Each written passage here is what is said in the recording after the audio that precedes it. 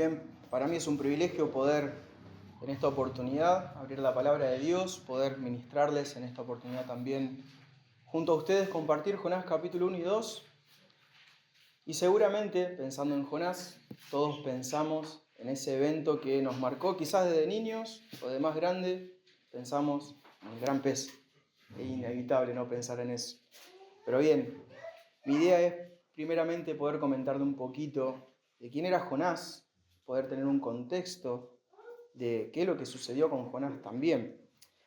Jonás es uno de los profetas menores, no porque sea menor de edad, porque sea bajito, sea chiquito, sino porque es uno de los libros quizás un poco más corto dentro de los profetas, pero comparado con los demás profetas es uno de los más particulares. Y justamente porque en el libro de Jonás no vamos a encontrar, como en los demás profetas, discursos, cánticos quizás, denuncias o tuve esta visión o así dice el Señor. Hay un poco de diferencia en cómo fue escrito este libro. A diferencia de otros libros proféticos que llevaban un mensaje de parte de Dios, nos encontramos con un libro que narra la historia de este profeta. La mayoría de los profetas transmiten un mensaje que Dios le había hablado a ellos y ellos tenían que comunicarlo al pueblo. No significa que no haya palabras en el libro de Jonás, no significa que Jonás no haya predicado justamente, pero en el caso de Jonás, el mensaje que Dios quería transmitir a su pueblo lo llevó a cabo con lo que le sucedió a este profeta. Y esa es un poco de la diferencia con quizás los demás profetas también. Y de hecho, como decía, hubieron palabras también de parte de Jonás. Es el relato de un hombre llamado por Dios por allá por el siglo VIII a.C., para que ustedes se den una idea y puedan ubicarse también, años 786, 746 a.C., donde en ese tiempo reinaba Jeroboam II. Y ustedes me van a decir, pero ¿qué tiene que ver todo esto con Jonás? Bueno, es muy importante que podamos comprender el contexto histórico también, porque observen lo que dice, por ejemplo, Segundo libro de Reyes, capítulo 14. Yo se lo leo, no es necesario que lo busquen. Jeroboam II era uno de los reyes de Israel. El reino de Israel ya estaba dividido, reino del norte, reino del sur. Segundo de Reyes, capítulo 14, versículo 23 al 25, dice lo siguiente. El año 15 de Amasías, hijo de Joás, rey de Judá, comenzó a reinar Jeroboam, hijo de Joás, sobre Israel en Samaria, y reinó 41 años. E hizo lo malo ante los ojos de Jehová, y no se apartó de todos los pecados de Jeroboam, hijo de Nabat, el que hizo pecar a Israel. Él restauró los límites de Israel desde la entrada de Amat hasta el mar de Arabá, conforme a la palabra de Jehová, Dios de Israel, el cual había hablado por su siervo Jonás, hijo de Amitai, profeta que fue de Gat-Hefer. Jeroboam II, rey del norte justamente de Israel, y estaban atravesando en ese entonces un periodo de algún tipo de estabilidad política, si se quiere, en ese entonces, y había un crecimiento económico también, que no se había visto desde los días de Salomón, o sea que era algo muy importante lo que estaba pasando ahí. Pero, siempre hay un pero, bajo la superficie de ese éxito nacional que había ahí, se escondían algunos abusos sociales y religiosos también. Y esto también, presten atención, porque en ese entonces también Amós, otro profeta menor, que era profeta del reino del sur, transmitió un mensaje de juicio a Israel durante justamente la próspera era del rey Jeroboam II. Sus profecías reflejaban una preocupación por la justicia social e insistían en que la verdadera adoración debía ser acompañada de rectitud. Y esto es importante remarcarlo porque esa profecía anunciaba destrucción a causa de que el pueblo de Dios había apartado de su ley. Y en ese entonces, el imperio asirio, un imperio que era muy potente, estaba pasando por un periodo de debilidad durante ese reinado de Jeroboam II. Y es en ese contexto histórico en el que Dios llama a Jonás para enviarlo, pero a enviarle una misión, pero no para el pueblo de Israel, sino que lo envía a pregonar a Nínive, la capital de este imperio asirio, una nación cruel, enemiga del pueblo de Israel y muy temida. Es en ese contexto que Dios llama a Jonás. Ahora sí vamos a darle lectura al texto. Jonás capítulo 1 y 2. Y Dios mediante, el próximo domingo vamos a terminar con este libro, capítulo 3 y 4. Dice así la palabra de Dios. Vino palabra de Jehová a Jonás, hijo de Amitai, diciendo: levántate y ve a Nínive, aquella gran ciudad, y pregona contra ella, porque ha subido su maldad delante de mí. Y Jonás se levantó para huir de la presencia de Jehová a Tarsis, y descendió a Jope, y halló una nave que partía a Tarsis, y pagando su pasaje entró en ella para irse con ellos a Tarsis, lejos de la presencia de Jehová. Pero Jehová hizo levantar un gran viento en el mar, y hubo en el mar una tempestad tan grande que se pensó que se partía la nave. Y los marineros tuvieron miedo, y cada uno clamaba a su Dios, y echaron al mar los enseres que habían en la nave, para descargarla de ellos. Pero Jonás había bajado al interior de la nave, y se había echado a dormir. Y el patrón de la nave se le acercó y le dijo: ¿qué tienes, dormilón? Levántate y clama a tu Dios. Quizá Él tendrá compasión de nosotros y no pereceremos. Y dijeron cada uno a su compañero: venid y echemos suertes, para que sepamos por causa de quién nos ha venido este mal. Y echaron suertes, y la suerte cayó sobre Jonás. Entonces le dijeron ellos: decláranos ahora, ¿por qué nos ha venido este mal? ¿Qué oficio tienes y de dónde vienes? ¿Cuál es tu tierra y de qué pueblo eres? Y él respondió: soy hebreo y temo a Jehová, Dios de los cielos, que hizo el mar y la tierra. Y aquellos hombres temieron sobremanera y le dijeron: ¿por qué has hecho esto? Porque ellos sabían que huía de la presencia de Jehová, pues él se los había declarado. Y le dijeron: ¿qué haremos contigo para que el mar no se nos aquiete? Porque el mar se iba embraveciendo más y más. Él le respondió: tomadme y echadme al mar, y el mar se os aquietará, porque yo sé que por mi causa ha venido esta gran tempestad sobre vosotros. Y aquellos hombres trabajaron para hacer volver la nave a tierra, mas no pudieron, porque el mar se iba embraveciendo más y más contra ellos. Entonces clamaron a Jehová y dijeron: te rogamos ahora, Jehová, que no perezcamos nosotros por la vida de este hombre, ni pongas sobre nosotros sangre inocente, porque tú, Jehová, has hecho como has querido. Y tomaron a Jonás y lo echaron al mar, y el mar se aquietó de su furor. Y temieron aquellos hombres a Jehová con gran temor, y ofrecieron sacrificio a Jehová, e hicieron votos. Pero Jehová tenía preparado un gran pez que tragase a Jonás, y estuvo Jonás en el vientre del pez 3 días y 3 noches. Entonces oró Jonás a Jehová, su Dios, desde el vientre del pez, y dijo: invoqué en mi angustia a Jehová, y él me oyó. Desde el seno del Seol clamé, y mi voz oíste. Me echaste a lo profundo en medio de los mares, y me rodeó la corriente. Todas tus ondas y tus olas pasaron sobre mí. Entonces dije: desechado soy delante de tus ojos, mas aún veré tu santo templo. Las aguas me rodearon hasta el alma, rodeóme el abismo. El alga se enredó en mi cabeza, descendí a los cimientos de los montes. La tierra echó sus cerrojos sobre mí para siempre. Mas tú sacaste mi vida de la sepultura, oh Jehová Dios mío. Cuando mi alma desfallecía en mí, me acordé de Jehová, y mi oración llegó hasta ti en tu santo templo. Los que siguen vanidades ilusorias, sus misericordias abandonan, mas yo con voz de alabanza te ofreceré sacrificios. Pagaré lo que prometí, las salvaciones de Jehová. Y mandó Jehová al pez, y vomitó a Jonás en tierra. Vamos a orar una vez más. Bendito Señor, te agradecemos por este privilegio que tenemos de abrir hoy tu palabra. Señor, queremos ser enseñados por ti. Padre, que tu Santo Espíritu nos guíe a toda la verdad. Y ruego, Señor, de que tú edifiques a tu pueblo y que por medio de tu siervo, Señor, a través de tu palabra enseñada, alcances a aquellos que están lejos de ti, Señor, y les des salvación. Te agradezco en nombre del Señor Jesús. Amén. Amén. Bien, Jonás capítulo 1 y 2, largo el texto, era imposible cortarlo en otro lugar. era necesario leerlo así también, porque esto nos va a dar un contexto sabiendo justamente lo que estaba sucediendo en ese entonces. En ese contexto es que justamente Jonás es llamado por Dios, y como vimos en pantalla, titulé este sermón, Cuando nuestro corazón no late como el de Dios.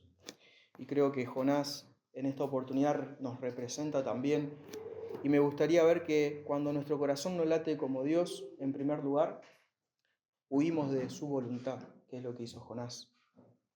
De hecho, observamos en los primeros versículos, ahí lo tenemos, vino palabra de Jehová a Jonás, hijo de Amitai, diciendo, levántate y ve a Nínive. Una orden sencilla de cumplir, levántate y ve a Nínive. Ahora, recuerdan el contexto, ¿no? La nación de Israel, disfrutando de quizás un poco de paz, tenía que ir Jonás a Nínive, la ciudad temerosa. Ahora, observamos que, como decía, esa orden clara y concisa de lo que Jonás debía hacer, de hecho Jonás sabía dónde estaba Nínive. No es que a mí me cuesta identificar el norte y el sur, el este y el oeste, medio como que se me complica. No creo que a Jonás en ese entonces le haya pasado eso. Quizás estaban acostumbrados también a embarcarse. Jonás no era una persona como yo, sabía los puntos cardinales, eso estoy seguro. Se nos dice de hecho que Nínive era una ciudad de la más grande de ese entonces, era la más importante, pero estaba llena de maldad. Y podemos suponer que quizás Jonás tenía miedo de ir a esa ciudad. De hecho, Nahum capítulo 3 versículo 1 dice que era una ciudad sanguinaria. Y quizás tenía ese temor. Pero la realidad es que Jonás ya había decidido en su corazón desobedecer a Dios. Y cuando huimos de su voluntad, hermanos, como le pasa a Jonás, la desobediencia nace primero en el corazón. Y quiero que observemos algunas características que nos muestran esto justamente. Observen. En primer lugar, obedeció a medias. Se levantó, pero no para obedecer a Dios. Se levantó para huir de la presencia de Jehová. Jonás, antes de correr con sus pies, en su corazón ya había corrido lejos de Dios. Sin dudas que eso es así. Observen, el texto lo dice, levántate y ve a Nínive, aquella gran ciudad, y pregona contra ella, porque ha subido su maldad delante de mí, dice Dios. Y Jonás obedeció a medias. Y Jonás, dice el versículo 3, se levantó para huir de la presencia de Jehová. Y ya en su corazón ya había pensado ir a Tarsis.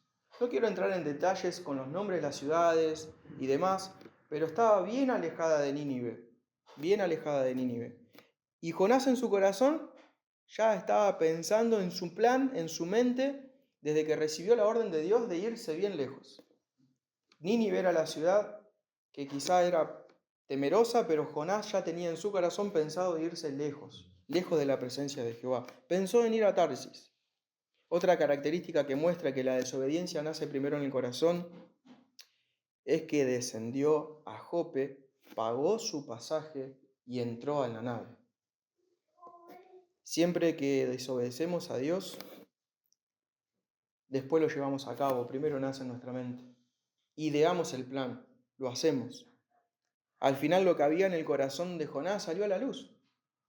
De hecho, hasta quizás pensó que Dios había provisto para el pasaje. Una locura, realmente, quizás lo pensó, no lo sé. Pudo haber pasado eso. Su deseo de hacer lo que él quería lo llevó a cabo. Pero no solamente que la desobediencia nace en el corazón, sino que la desobediencia endurece el corazón. Fíjense lo que pasa con Jonás ahí. Observen el versículo 3 al final también, no solamente para irse con estas personas a Tarsis lejos de la presencia de Jehová, pero observen lo que pasó. Pero Jehová hizo levantar un gran viento en el mar, y hubo en el mar una tempestad tan grande que se pensó que se partía la nave. Siempre que desobedecemos a Dios, bajamos la guardia.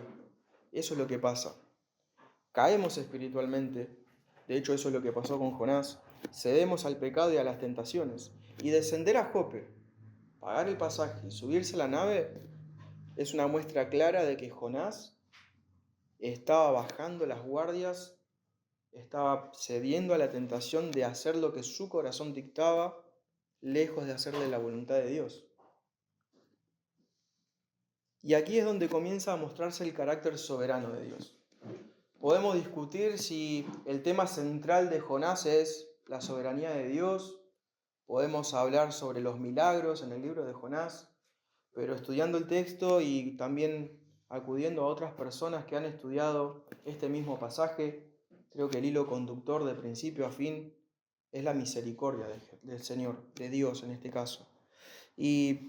Pero acá empieza a mostrarse también el carácter soberano. No vamos a negar que hay soberanía de Dios mostrada en cada punto de estos.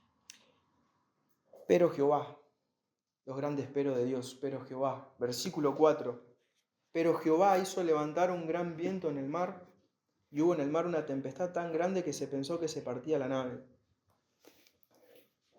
Observen que el corazón desobediente de Jonás no solamente le afectó a él, sino que también empezó a afectar a otros. A causa de su propia desobediencia, de irse lejos de Dios, de todo ese plan que tenía de alejarse, se subió a esta nave donde había otras personas que se vieron afectadas a causa de su propio pecado, ¿no? Y acá también nos encontramos con un carácter antihéroe de Jonás. Pasa todo lo que no debería de pasar. Parece una sátira, realmente parece una sátira. Encontramos a unos marineros totalmente idólatras, lejos de Dios, y tenemos a Jonás, un profeta del Dios verdadero, con un corazón endurecido. En medio de la tempestad, el pasaje nos permite ver dos contrastes. Como decía, los marineros religiosos tuvieron miedo. Rogaban a su Dios y accionaron en tratar de enderezar la nave. O sea, tomaron carta en el asunto estas personas, totalmente ajenas, idólatras. Y nos encontramos, mientras tanto, al profeta del Dios verdadero durmiendo, como si nada pasase, como si estuviese todo bien. Observen que en el versículo 6 el patrón de la nave se le acercó y le dijo: ¿qué tienes, dormilón? ¿Se imaginan una tempestad con los barcos de ese entonces? Estos marineros estaban acostumbrados a tener tormentas, pero esta era diferente, algo pasaba, no era como las demás. Había alguna diferencia acá. Pero ¿se imaginan esto? El profeta de Dios era el que tenía que estar ahí calmando a los marineros o hablándole de Dios. Tranquilo, Dios tiene el control. No, estaba durmiendo. ¿Observan cómo desobedecer a Dios endurece el corazón? ¿Lo hace insensible? Este Jonás, que estaba escapando de Dios, se encuentra ahora con personas gentiles, totalmente idólatras, que le piden a él que busque a Dios en oración, cuando la ecuación debería de ser al revés. Y lo que sucede luego es maravilloso, porque los marineros buscaron la raíz del problema y entendieron, por medio de echar suertes, que era una forma muy común de adivinación en ese entonces, comprendieron que la tormenta era causa de Jonás. Versículo 7 es donde echan suertes, y la suerte cayó sobre Jonás. Entonces hacen una pregunta que cualquiera de nosotros haríamos. ¿Qué hiciste, Jonás? ¿Quién sos? ¿Por qué estamos pasando? Esto es culpa tuya, Jonás. Yo no hice nada. ¿Qué pasó? ¿Por qué yo estoy padeciendo esto? ¿Qué hiciste? ¿Quién sos? Decinos quién sos. Y esto es maravilloso, porque Jonás no tenía pensado predicarle el evangelio a estos marineros. No, ni se le cruzó en la cabeza, realmente no. Y a causa de cómo se presentó Jonás, es que estos marineros entendieron que Dios era el soberano. Observen, versículo 8. Entonces le dijeron ellos: decláranos ahora por qué nos ha venido este mal. ¿Qué oficio tienes y de dónde vienes? ¿Cuál es tu tierra y de qué pueblo eres? Observen la respuesta de Jonás. Y él respondió: soy hebreo. Soy hebreo. Una identificación con su propia nación, diferenciándose de los gentiles. Yo soy de Israel. Y continúa: y temo a Jehová, Dios de los cielos, y esto es re irónico, ¿qué hizo el mar y la tierra? Ah, Jonás, no podés ser más tonto. Estás huyendo del Dios creador y te escapás al mar. Te escapás del Dios que creó los cielos, la tierra y el mar. Jonás. Pero tiene un poquito más de profundidad de cómo se presenta. Porque esto, justamente, de cómo Jonás se presenta ante los marineros, no solamente que utiliza el nombre yo soy hebreo, identificándose de manera nacional y diferenciándose de estas personas, sino que también se identifica como un religioso que teme a Jehová. Qué contradictorio habrá sido para esos marineros. Si lo que estaban pasando en ese momento era a causa de la desobediencia, de no haber temido a Jehová en su momento. O sea que eso le permitió a los marineros, de forma providencial por Dios, comprender que el pecado que estaba cometiendo Jonás era contra el Dios verdadero. Y acá la tripulación entiende justamente que estaban sufriendo esto a causa de Jonás. El pecado de Jonás no solamente endureció su corazón, afectó a estas personas, las puso en peligro a causa de su propio pecado. Y esto es muy fuerte porque estas personas que estaban allí estaban observando a un profeta de Dios. Y ellos sabían muy bien que no podían hacerle daño a un profeta del Señor.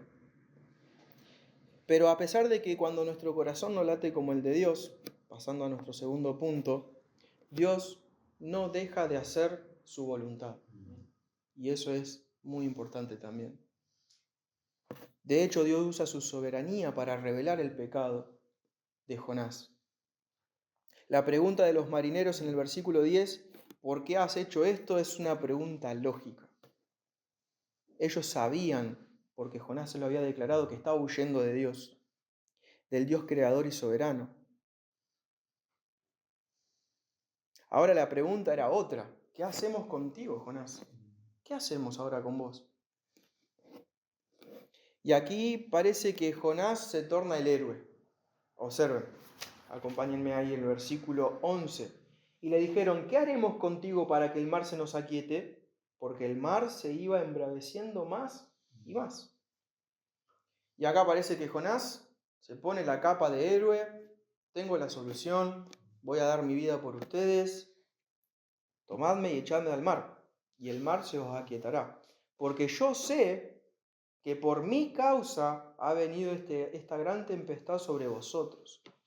Jonás reconoce que es a causa de su desobediencia esta tormenta que estaban padeciendo, que lo estaba poniendo en peligro a todos ellos.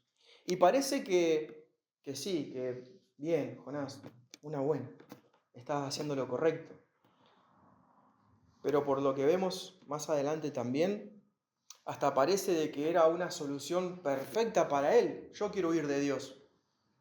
Mátenme, listo, solucionado el problema. Como decimos en criollo, muerto el perro, muerta la rabia. No. Eso es lo que quería Jonás, escapar de Dios. Y la manera más fácil era esa para él. O quizás realmente tuvo compasión de estos marineros. No lo sé, pero al parecer en el texto parece que Jonás quería tomar el atajo, que encontró la manera perfecta de huir de Dios. Pero Dios, nuevamente, pero Dios. De hecho, Dios no deja de hacer su voluntad y Dios usa su soberanía para hacer su voluntad. Los marineros no querían arrojar a Jonás al mar.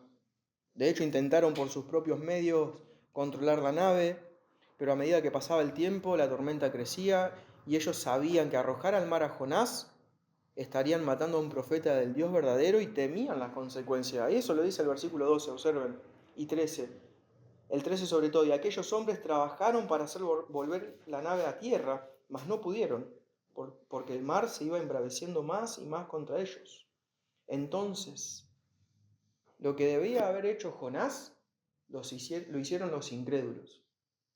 Lo que debería estar haciendo Jonás en ese momento, en medio de la tormenta, lo hicieron los marineros totalmente idólatras, lejos de Dios, pero ya estaban comprendiendo que estaban delante del Dios creador ¿Y qué hicieron ellos? Justamente clamaron a Jehová por sus vidas y por su inocencia, porque realmente habían tomado la decisión de arrojar a Jonás al mar.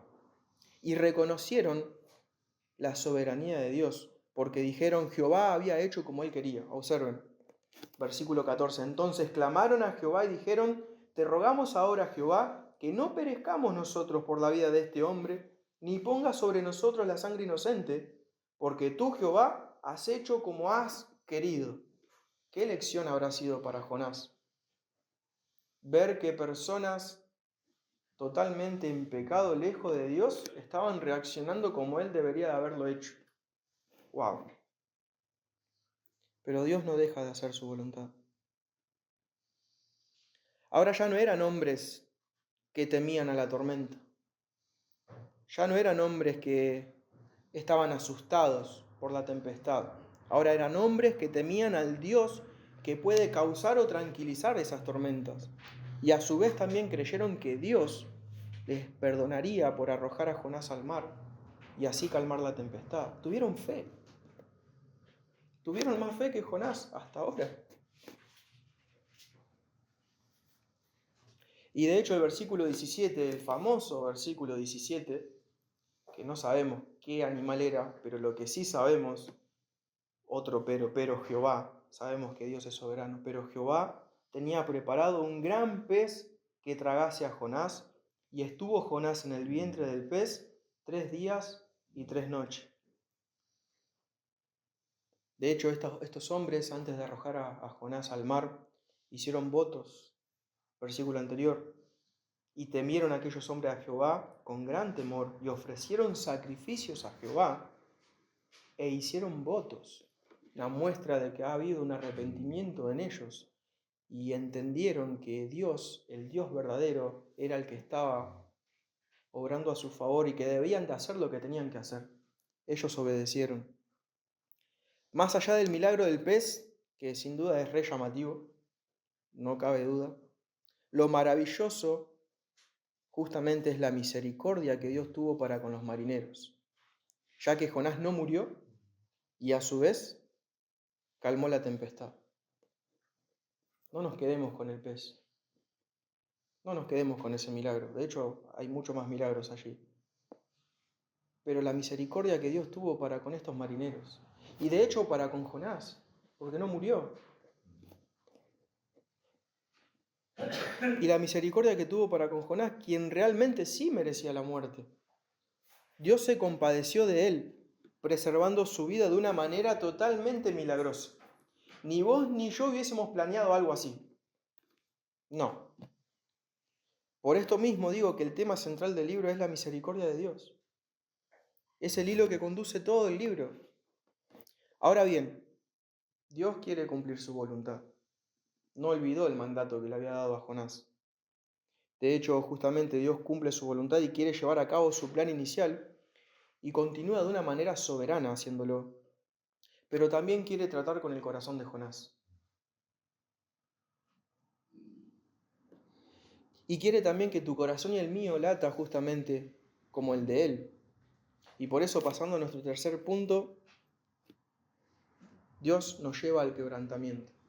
Para que tu corazón y el mío lata como el de Dios, es necesario que pasemos por el quebrantamiento. De hecho, justamente Dios derriba nuestra autosuficiencia. Y es lo que hizo con Jonás.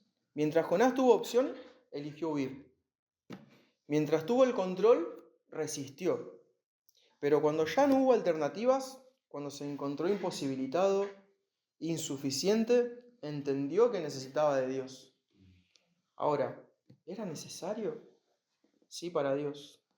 Dios dijo que sí. De hecho, lo hizo así.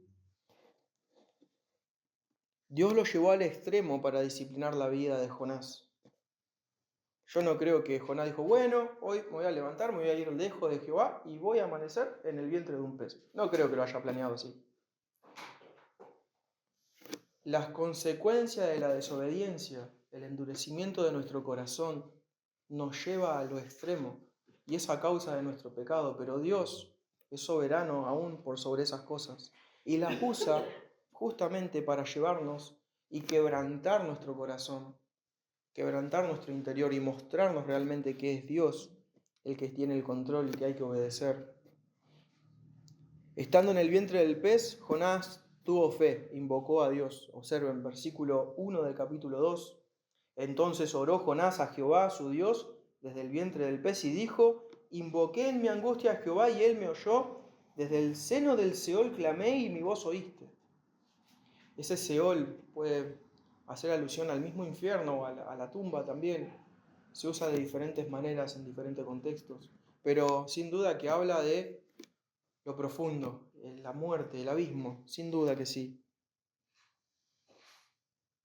Pero Dios no solamente que nos quebranta, sino que también usa la aflicción para atraernos hacia Él. Y es lo que hizo con Jonás. Lo que no produjo la comodidad, lo produjo justamente el dolor en Jonás. Lo que no logró la tranquilidad en la que él estaba, lo logró la disciplina de Dios. Observen, en primer lugar, Jonás reconoce la corrección divina en el versículo 3. Me echaste a lo profundo en medio de los mares. Me echaste en lo profundo en medio de los mares. Jonás reconoce que fue Dios y no los marineros. Entiende que fue a causa de su pecado y él estaba pagando por eso. Jonás entiende de su separación con Dios a causa de su propio pecado. Desechado soy delante de tus ojos. Versículo 4. Entonces dije, desechado soy delante de tus ojos.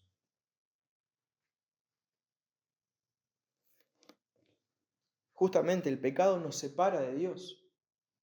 Jonás entendió y el dolor que estaba padeciendo no era estar dentro del vientre del pez con temor a morir. Estaba comprendiendo de que estaba lejos de Dios. Ese era su dolor ahora. Estaba siendo quebrantado su corazón, estaba comprendiendo que estaba lejos de Dios. Pero tiene esperanza, dice, más aún veré tu santo templo. El templo era el lugar físico donde habitaba en ese entonces la plenitud de la deidad. Pero esto lo hace pensar en que ahora desea estar con Dios. Ahora en esa situación desea correr a Dios. Ya no desea correr en contra de Dios. Dios lo tuvo que llevar hasta lo último. Lo tuvo que llevar a padecer esta aflicción para entender de que había pecado, de que se había alejado de Dios. Ahora Jonás desea estar cerca de Dios.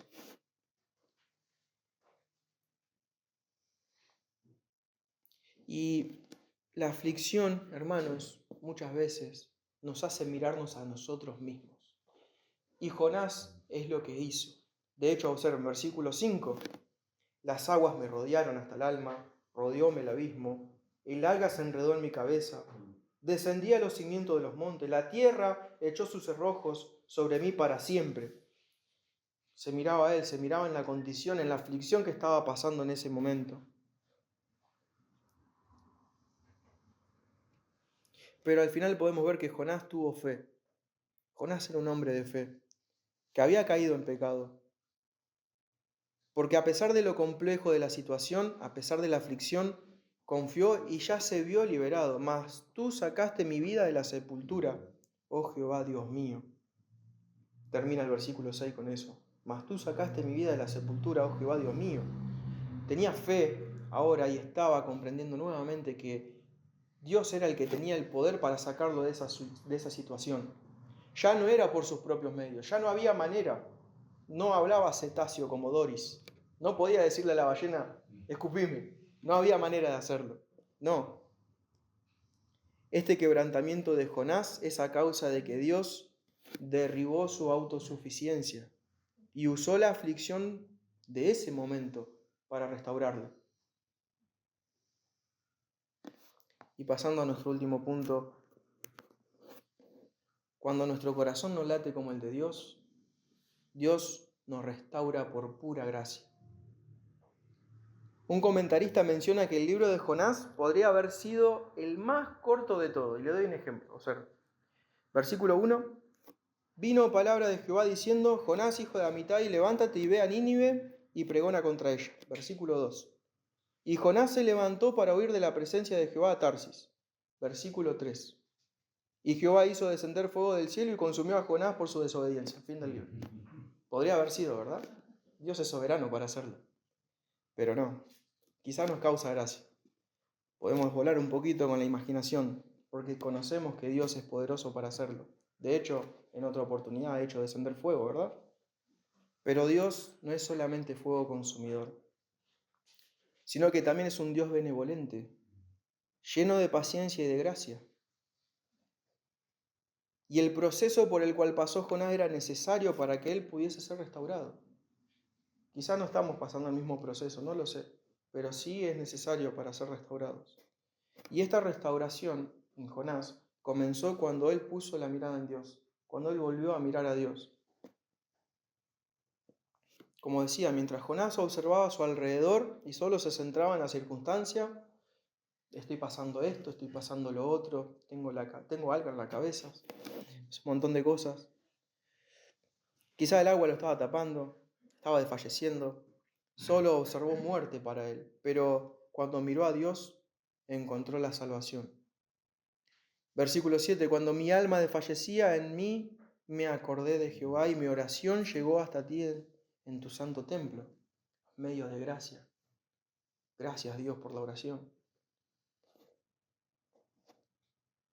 Me acordé de Jehová y mi oración llegó hasta ti en tu santo templo. Y Jonás hace una comparación con aquellos que ponen su confianza en los ídolos y olvidan su pacto de misericordia de Dios para con los suyos. Observen el versículo 8 del capítulo 2. Los que siguen vanidades ilusorias, su misericordia abandonan. Y yo pienso que este podría ser el mensaje que Dios pretendía para el pueblo de Israel. ¿Por qué? Ya que de forma indirecta Jonás estaba diciendo a través de su vida a todos aquellos que estaban adorando a los ídolos y se estaban olvidando de la misericordia pactual que Dios había hecho con su pueblo.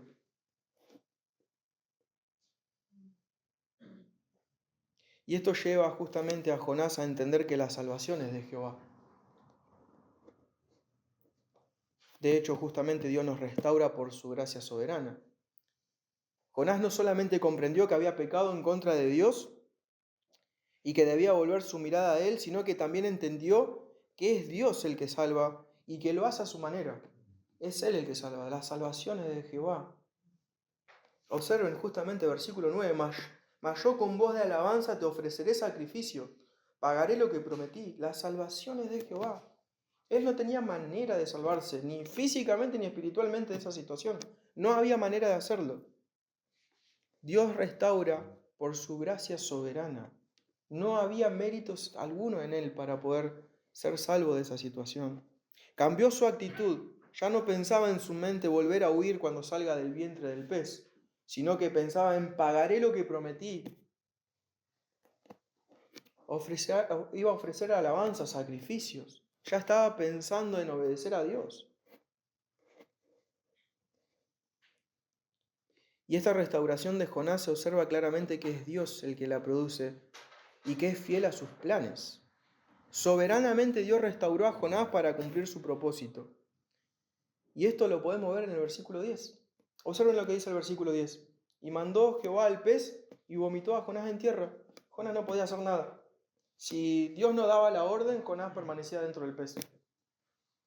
No dependía de él. Es la soberanía de Dios la que restaura la vida de Jonás, la tuya y la mía.